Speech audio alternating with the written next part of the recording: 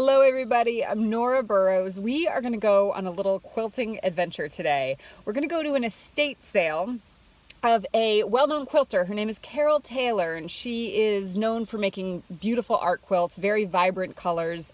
And the sale's about an hour and a half away. They're going to be selling not only many of her quilts, like hundreds of her quilts, but also all of her fabric. I've seen, pictures of her fabric kind of all lined up and what they're going to be selling, and there's a ton of fabric. Her quilt supplies, and then as I mentioned, hundreds of her quilts. I would love to buy one of her quilts. I don't know how any of this stuff is going to be priced. I don't know if it's even going to be worthwhile for me to buy some of her fabric. I don't know what they're going to be charging, so we're going to find out. I don't know, even for the quilts, are they going to be charging like a couple $100s for her quilts or a couple $1,000s for her quilts? I have no clue. So we're going to go. I've never been to an estate sale before, ever. So this is a new experience for me. You have to arrive there at 11 o'clock and get a number, and then the sale starts at noon. So I'm going to try and get there around like 10 or 10:30. I don't know if I'm going to be like the only person in line at 11 or whether I'll be, like 100th person in line. I don't know what to expect. This place is kind of in the middle of nowhere.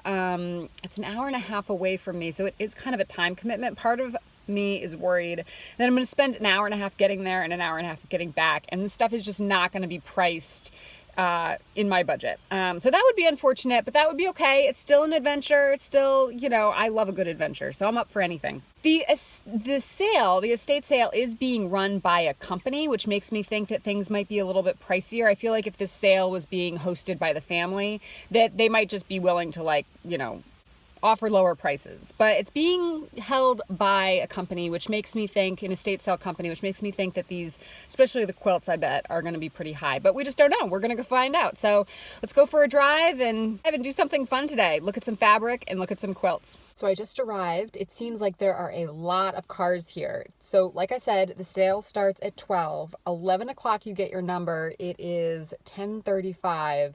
And it looks pretty packed. So I don't know. I'm a little nervous that this is going to be like running of the brides, with people like shoving each other out of the way to get their hands on the goods, which is not my thing. But who knows? We'll find out. Let's go get a number, or wait in line to get a number.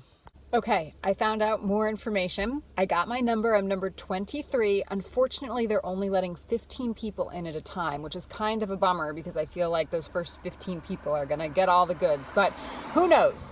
Maybe some people are here for like the antique kind of things and not for the quilts. We'll find out.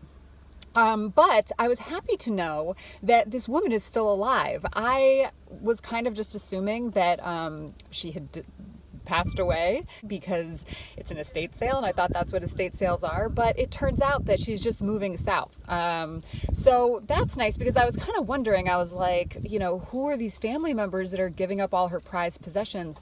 But I also am kind of confused, because why is she selling all of her quilts? I mean, doesn't she want these? I can't imagine making these amazing works of art. I mean, she is an award-winning, nationally acclaimed quilter, and she's selling all of these quilts. I can't imagine selling all of my, prize-winning creations, but she is, and no judgment. She should do whatever she wants with her quilts, because they're her quilts and she made them.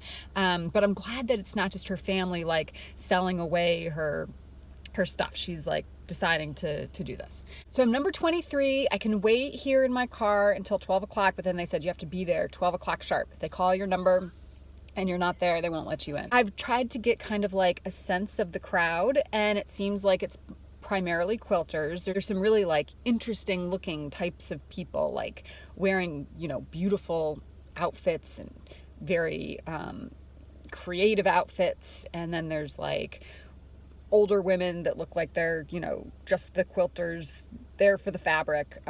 So kind of, I did think this was in the middle of nowhere, but it's not. It's right near Rochester. So that's why I think they're getting so much of the crowds. I was thinking that it was in the middle of nowhere, that there might not be a lot of crowds, but I think we're getting a lot of the Rochester folks, which is great. Here's my plan of attack. I want to be respectful. I don't want to get into all of the pushing and shoving, and I had my hands on that fabric first and I saw that quilt first. I don't want any of that. I want to be really calm, relaxed, but then strategic.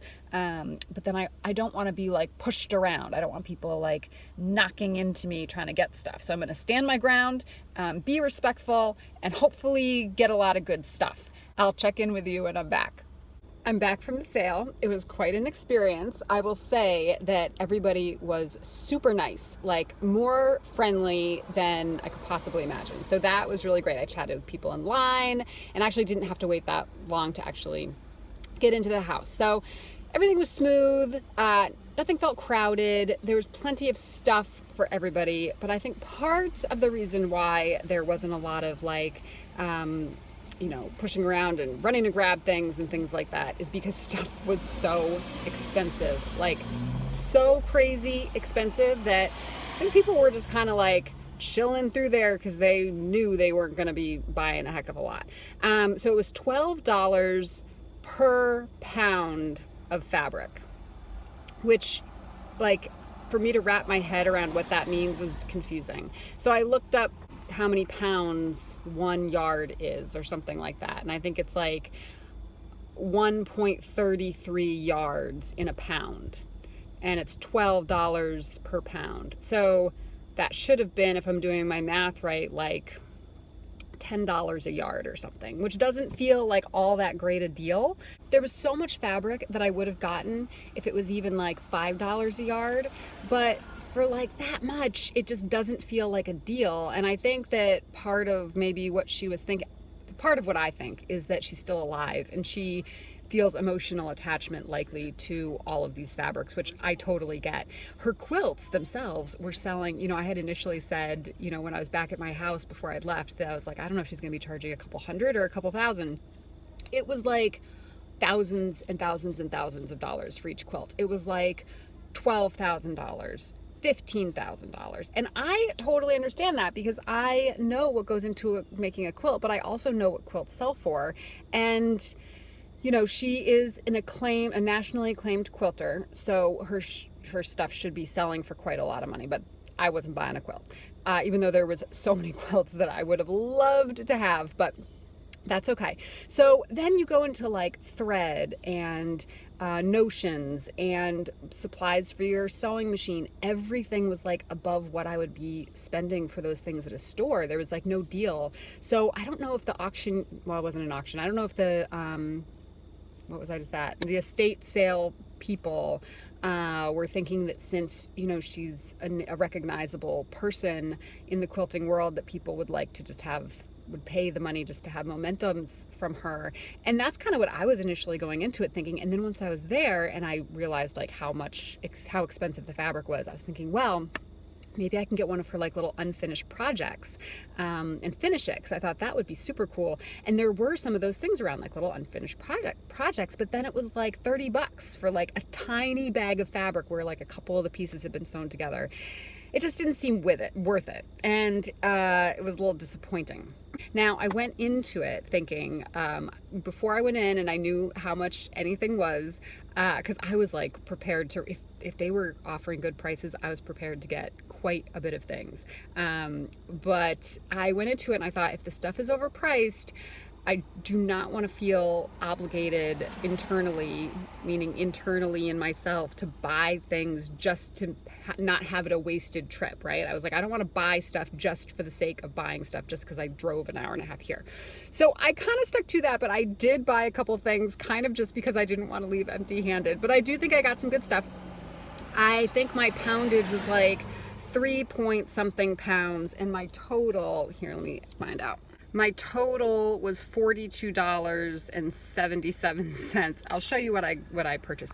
I mean, the other thing about all of this is that these are fabrics that they're no longer making anymore. So when you have stacks and stacks and stacks of fabric that you can't get anywhere else, I think perhaps the people were holding this sale thought that people would spend for that reason.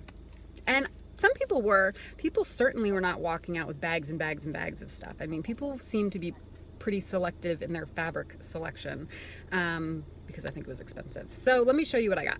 So I got this, it's so boring. I got a brown and black stripe. It just seems, so this woman works with like so many vibrant colors. Like when you looked at the shelves and shelves and shelves of fabric, it was just like neon, beautiful, bright, sunshiny, happy fabrics. And I walked out with the brown and black stripe. But I am working on that Halloween quilt.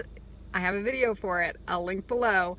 But it does kind of have like, it's not like typical Halloween colors, it's more like browns and blacks. And so I thought that this brown and black stripe, and there's quite a bit of this brown and black stripe, I don't know, maybe like a yard and a half. So I got that. That's like, now I'm realizing as I say this that I don't think I got any colors besides like grays and browns and blacks. And I got, oh, these are kind of cool. Let's see. So these are like 4 different pieces of this white and black stripe, but it goes from like thin stripes to thicker stripes, and I think that's really cool. And I do want to do some art quilting. I think we're gonna do some like improv quilting together soon, so that would be fun for that project. So I got a brown and black stripe and a white and black stripe. There's more of the white and black. Oh, here's a color. Here we go. I got yellow and orange. So let's see what else. Oh, and I got this taupe and black, and there's like a little bit of gray in there. I'll lay these out and take pictures at the end of this video so you can really see what I got. And then this is a brown. I can't believe I got all of these like non-exciting colors. Brown and black. I think that's cool though. And that's it. That's all I got. I wish I had like gotten that much though and walked out of there spending like $12. But you know, not all adventures can be winners. That's the thing about adventures, is like, you gotta go on a lot of adventures to find an adventure that's like breathtakingly remarkable and, you know, life-changing.